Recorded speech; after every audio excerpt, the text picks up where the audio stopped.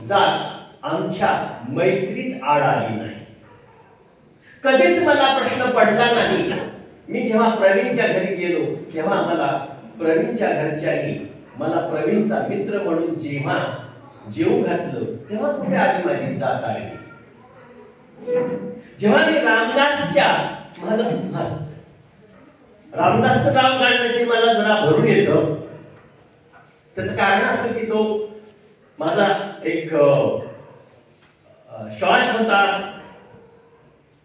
माझा विश्वास होता, माझा आधार होता, माझी हिम्मत होती आणि माझा अत्यंत जवळचा सल्लागार होता।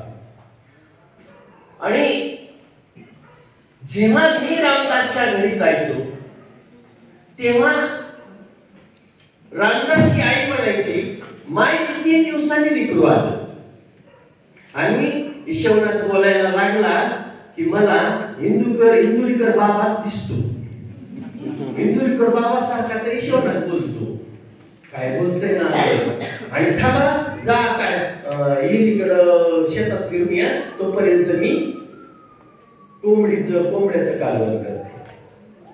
माय माऊली वाटण पाठ्यावरच स्वतःच्या हाताने वाटायची। माय माझी कुणाला तरी इथे बरंच आहे, लहान होती ती सगळी मंडळी, आणि त्यांना त्या एवढ्या मोठ्या कोंबडी धरायला लावायची। ती पोरांनी आवडीने काका आले अप्पा आले आणि ती भाजी करायची। ती आवडीने जेवण, त्या आवडीमध्ये त्या जेवणामध्ये होती माणुसकी, त्या जेवणामध्ये होतं प्रेम, त्या जेवणामध्ये होती आपुलकी, त्या जेवणामध्ये होता आपुलकीचा झरा, त्या जेवणामध्ये होती संपूर्ण आपलेपणाची जाणीव। कुठे आली जात आली? मला तरी माझ्या आयुष्यात जगताना कुणीच मला विचारलं नाही तुझी जात कोणती, तुझा धर्म कोणता, मला तरी विचारलं नाही।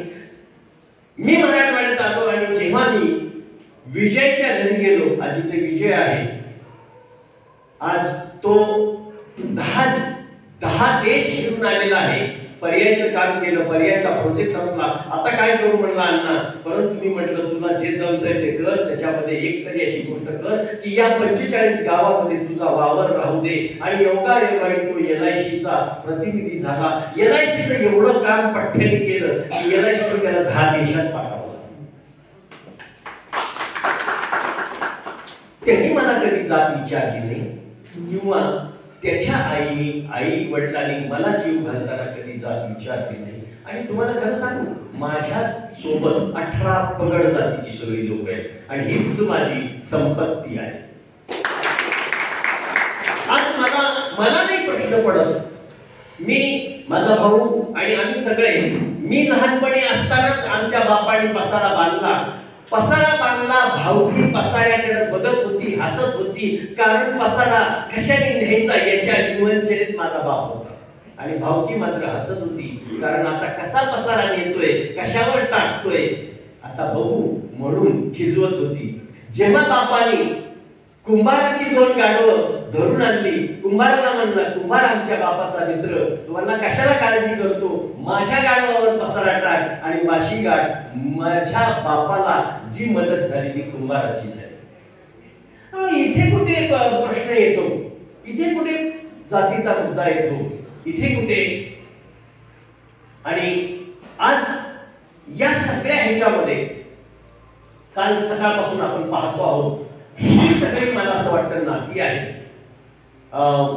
ज्यावेळेस रमेश, भूमिपुत्र आणि आम्ही सगळेजण भूकंपामध्ये होतो, सुनंदावती अनेक सगळ्या कार्यकर्त्या होत्या, उपाशी होतो, त्या काळामध्ये झालेल्या माझ्या अनेक संघर्षामध्ये माझ्यासोबत त्यावेळेस माझा छोटा भाऊही उभा होता, तो पुण्यात होता, परंतु आमच्याबद्दल त्याची मनस्वी काळजी होती, त्याने अनेक ठिकाणी त्याला छान पद्धतीने सपोर्ट केला।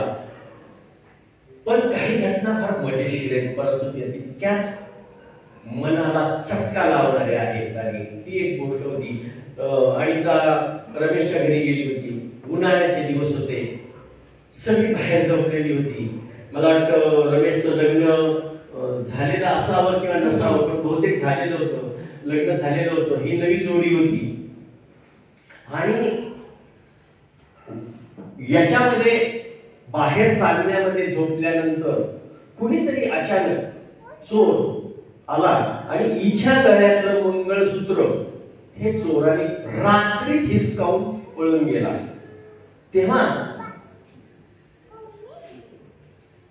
रमेशच्या आईने, माय माझ्या लेकराचं गळ्यातलं कुणी तोडलं, माझं लेकरू बिना मन्याचं मी कशी इथून जाऊ देऊ म्हणून माय माऊलीनं जीवाच्या आकांतानं काय तिच्याकडे कडकी धडकी जी काही कवडी होती ती दिवसभरामध्ये, पैसेच नव्हते पण ते दिवसभरामध्ये तिने त्याची सोय केली आणि तिच्या गळ्यामधलं ते जे गेलं होतं चोराने नेलेलं ते माय माऊलीने पुन्हा गळ्यात घातलं. कुठली जात होती, कोणती जात होती?